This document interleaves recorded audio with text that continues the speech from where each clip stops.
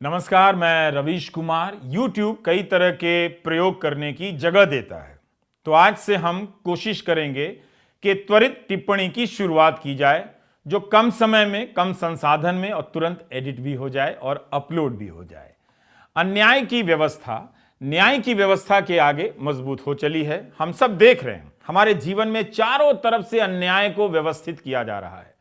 दिल्ली विश्वविद्यालय का एक फैसला बताता हूं। कोविड के समय यहां सर्दी और गर्मी की छुट्टियां नहीं हुई। इसकी भरपाई के लिए जो परमानेंट टीचर हैं, उन्हें हर साल के हिसाब से 12 छुट्टियां दी जा रही हैं। मगर कोविड के ही दौर में एडहॉक टीचर ने भी उतना ही काम किया, बल्कि कई मामलों में उनसे ज्यादा काम किया होगा। तो उन्हें 12 दिनों की छुट्टियां प्रति वर्ष के हिसाब से क्यों नहीं मिलनी चाहिए? आखिर कोई इतना अन्यायपूर्ण फैसला कैसे ले सकता है? इस फैसले पर दस्तखत करने वाले लोगों की अंतरात्मा ने क्या पलट कर नहीं देखा होगा कि बाकी लोगों ने काम किया, तो उनके लिए भी कुछ सोचना चाहिए। एक ही स्टाफ रूम में दो कैटेगरी के टीचर बैठते हैं, एक परमानेंट और एक एडहॉक। हजारों की संख्या में एडहॉक टीचर हैं दिल्ली विश्वविद्यालय में। एक को यूनिवर्सिटी 12 छुट्टियां देती है और एक को कुछ भी नहीं। बहुत सारे एडहॉक टीचर मुझे गाली देते हैं धर्म की राजनीति के असर में, मगर मेरा काम है सही सवाल उठा देना। और आप भी बताइए कि क्या यह सही सवाल नहीं है? क्या एडहॉक शिक्षकों को 12 दिनों की छुट्टियां नहीं मिलनी चाहिए?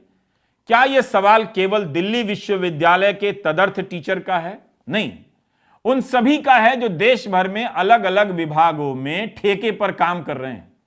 दिल्ली विश्वविद्यालय को एडहॉक शिक्षकों को भी 12 दिनों की छुट्टियां देनी चाहिए, 3 साल की, जो परमानेंट टीचर को दी गई हैं। धर्म की राजनीति आपके अधिकारों को अक्सर ठेंगा दिखा रही है। हम बस आपको आईना दिखा रहे हैं, देख लीजिए। एक और खबर है जिसकी चर्चा आप सुन नहीं रहे होंगे, मगर खबर छप रही है। इलाहाबाद हाईकोर्ट में गंगा की सफाई को लेकर पिछले साल से कई बार सुनवाई हो चुकी है और सुनवाई इस साल भी शुरू हो चुकी है। कोर्ट की तरफ से पूछे जा रहे सवालों को देखकर लगता ही नहीं कि इतनी सुनवाई के दौरान सरकार ने अपनी स्थिति कुछ ठीक की हो। इतने दिनों की सुनवाई के बाद भी सरकार के पास मूल सवालों के ठोस जवाब नहीं है। कोर्ट ने कहा है कि अफसर या तो गंगा की सफाई कर नहीं पा रहे हैं या करना नहीं चाहते हैं। मुख्य न्यायमूर्ति राजेश बिंदल, न्यायमूर्ति मनोज कुमार और न्यायमूर्ति अजीत कुमार की पूर्ण पीठ ने यह सवाल उठाए हैं और यह खबर अखबारों में छपी है। 1 नवंबर 2022 को भी सुनवाई हुई थी। अलग अलग विभागों के जवाब में इतना अंतर आ गया कि कोर्ट को कहना पड़ा कि सभी की तरफ से एक हलफनामा दायर हो। याचिकाकर्ताओं का कहना है कि केवल पैसे खर्च हो रहे हैं, गंगा साफ नहीं हो रही। सीवेज ट्रीटमेंट प्लांट की जो क्षमता है, उससे दुगना गंदा पानी गंगा में गिर रहा है। यह न्याय मित्र और वकील अरुण कुमार गुप्ता ने कोर्ट में कहा है, जो अखबारों में छपा है। 40% गंदा पानी सीधे गंगा नदी में गिर रहा है। आप इस सुनवाई से संबंधित सारी रिपोर्टों को पढ़ेंगे तो पता चलेगा कि गंगा की सफाई के नाम पर क्या हो रहा है।